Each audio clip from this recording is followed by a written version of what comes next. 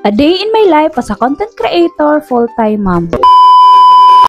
Hi guys! For today's video ay ito na nga yung time na pumunta kami ng circle. Wala sa plano to guys, pero si Dada kasi ay day off, kaya nag-aya siya. Pati itong kaibigan namin na kapitbahay namin guys is inaya niya rin, kaya ayan, naisama. Kaya ay for the go. At buti na lang talaga yung kaibigan na to ay for the go palagi. Ay salamat! Anyway guys, andito na pala kami sa may sakayan. Bali nag-aabang na pala kami nito ng masasakyan. 9 AM na pala sa mga time na yan guys. At maya-maya na rin guys, may dumating na rin kaagad na jeep. Pero guys, sa mga oras na to punuan talaga ang jeep. Kasi nga, pasukan kasi ng ibang mga trabahante. Ang ginawa ng dalawa guys, ganyan, nakasabit na lang silang dalawa. Tapos si Lian, yung kaibigan namin, ay nakaupo lang din sa may pintuan ng jeep. Tapos ako naman tsaka si Talia, kinakandong ko lang si Talia sa mga time na yan. Kasi isa lang po talaga ang bakante niya na upuan. Grinab na namin guys, kasi nga, pag hindi namin grinab, maabutan kami ng siyam-siyam. Pero sa bandang unahan guys, may bumaba, kaya ayan, nakakaupo na rin sila. Ay, salamat! Wala na sa mood si Talia sa mga time na yan guys, dahil nga ay nasusukan na nga siya. Buti na lang talaga guys, at malapit lang ang pinuntahan namin. Bali 5 minutes lang pala ang biyahe namin yan guys, dahil nga walang traffic masyado. Ay salamat! Nilakad na lang namin guys, dahil nga ang layo ng binabaan namin sa jeep. Ito pala yung gate guys, papunta doon sa may looban. Ganito ang itsura niya guys, dahil nga inirenovate nga ito. Inayos kasi ito guys, dahil nga gusto nilang pagandahin siguro. Ay salamat! Si Talia pala sa mga time na yan guys, ay kinarga na lang ni Dada, dahil nga sobrang taas ng hagdanan na binabaan namin. Dati guys, yung last punta namin dito, hindi talaga ganito ang hitsura ng daan. Kaya ganyan siya kagulo guys, dahil nga i-renovate nga ito. Tatong paakyat na guys, si Talia ay pinalakad na ni Dada. Kaya nga, ito ay malapit na rin. Dito sa may entrance nito guys, may mga guards din na nagbabantay. Ito kasi yung pinaka main entrance talaga guys, bago ka makapasok dito sa area na to. Tignan mo naman yung kaibigan ko na yan guys, sumasayaw-sayaw pa. Dito kasi guys, sa loob na to, pwede ka mag-jogging. Sa umaga naman, may mga nagsusumba rin. Kaya for the go. Maganda kasi dito galaan guys, kasi nga may mga puno, presko yung langhap ng hangin. Dinadayo talaga to dito guys, hindi talaga to nauubusan ng mga taong pumapasyal. Tsaka malinis dito guys, dahil nga may mga maintenance na rin sila. Bago ka pumasok dun sa may entrance guys, dun sa may guard, hindi ka makakapasok kapag may bottle kang dala. Yung plastic bottle na inuman, yun yung bawal dito guys. By the way guys, naghahanap na pala kami nito ng mapwepuestuhan. Dahil nga yung ibang lamesa o kaya itong ibang upuan ay walang bakante. Kaya for the hanap muna kami ng mauupuan. At nung makahanap na kami ng mauupuan guys, nag-exercise na agad kami ni Dada. Ito talaga yung pinunta niya dito guys, yung magja-jogging daw siya. Dahil nga tumaba na nga daw siya at lumaki na yung tiyan niya. Yung kaibigan ko sana yung sasabay nito guys, kaso nga lang ayaw niya. Kaya ako na lang yung sumama, tapos si Talia iniwan ko sa kanya. Naiwan na ako sa mga time na to guys, dahil nga sobrang lakas niyang tumakbo. Ako na may hingal na. Hindi ko talaga kayanin guys sa tumakbo ng ganyang kalayo. Dahil nga ang person ay kulang sa dugo, baka makulaps pa ako. Kaya guys, isang ikot lang ako sa mga time na yan. Pero si Dada guys, nag-continue talaga siya. Ayan o, nakadalawang ikot na siya sa mga time na yan. Mag-isa na lang siyang tumakbo sa mga time na yan guys, dahil nga hindi ko na nga kinaya. Saktong 10 AM na kasi sa mga time na yan guys, kaya ayan medyo ay akala didiretso si Dada sa mga oras na yan. Ayun pala ay it's a prank.